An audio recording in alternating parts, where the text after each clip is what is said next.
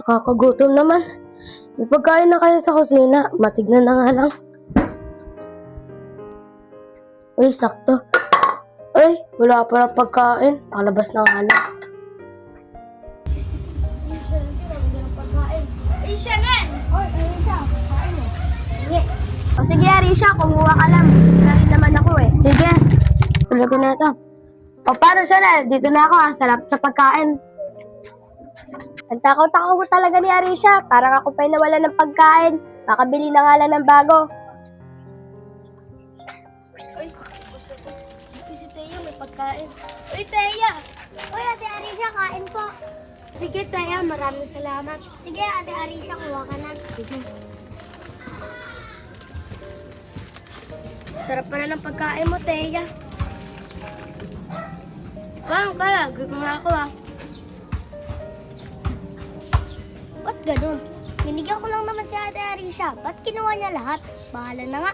Kaibigan ko naman si Ate Arisha eh. Ay, oo nga pala.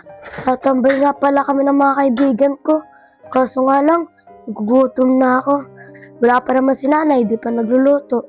Ay, pipera nga pala ako. Pabili nga ng pagkain bago tumambay. Salamat po. Sakto, pagkain na ako. Matambay lang ako. Chanel, Maeve, parang napapansin ko kay Ate Arisha. Lagi siya nang humingi ng pagkain sa atin.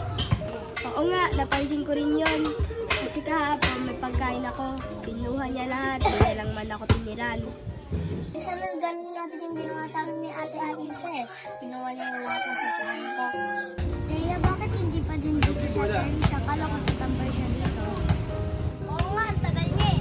Uy, sakto! Andun na si Ate Arisha. Uy, Teya, Meg! Chanel, kanina pa ba kayo nandito? Oo, Arisha. Kanina pa kami nandito. Bakit ngayon ka lang? Pasensya na. Tinatamad ka kasi ako lumabas kanina. O sige, sige. Nagugutom na ako, mabuksan na nga ito. Arisha, pahingi kami. Ayoko nga. Ito na nga lang yung pagkain ko eh. Mangingi pa kayo. Ate Arisha, pahingi din kami ni Maeve. Oo nga, pahingi naman.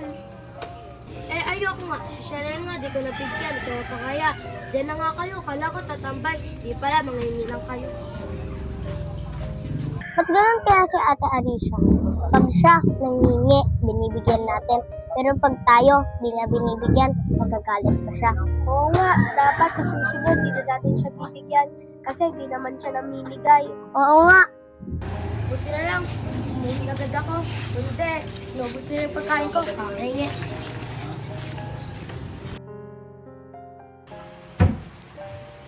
Uy, madilim na pala. Ay, oo nga pala. Tatambay kami sa kubo. Sana may mga dala silang pagkain para makingi ako. Gugutom pa naman ako. Diyan na kaya sila. Uy, sakto. Diyan na sila. Ay, may mga dala silang pagkain. Mapuntahan nga. Ay, buti naman, may mga pagkain tayo. Pahingi naman ako yan. Tamot nyo naman. Humingi lang naman ako eh. Hindi ka na namin bibigyan. Kasi kapag kami nangingi, hindi ka namin bigay.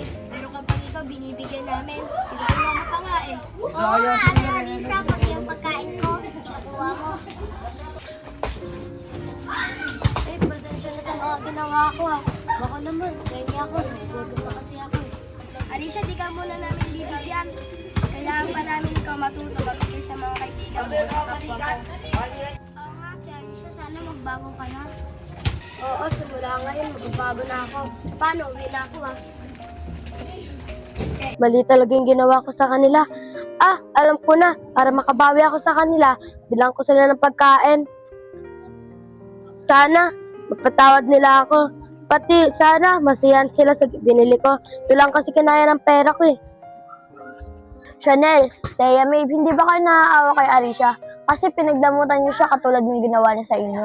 Oo nga, tama si Guys, ayun na pala si Arisha. May gusto sana ako sabihin sa inyo. Ano ba yung sasabihin mo? Sabihin mo na. Para mapatawad niyo ako. Ito, pagkain. Ganda ng paghingi ng tawad sa inyo. Promise, hindi ko na ako ulitin. Sige, Ate Arisha, pinapatawad na kita. Ako din, Ate Arisha, pinapatawad din kita. Oo, Arisha, pinapatawad ka na namin. At pasensya na rin sa ginawa namin kanina na pinagdamutan ka namin. O paano? Wala nang damutan ha? O sige, kuha na kayo dyan ah. Uy, pengi naman ako dyan. Sige. Sana natin. O, pengi naman ako dyan. Sige. Thank you.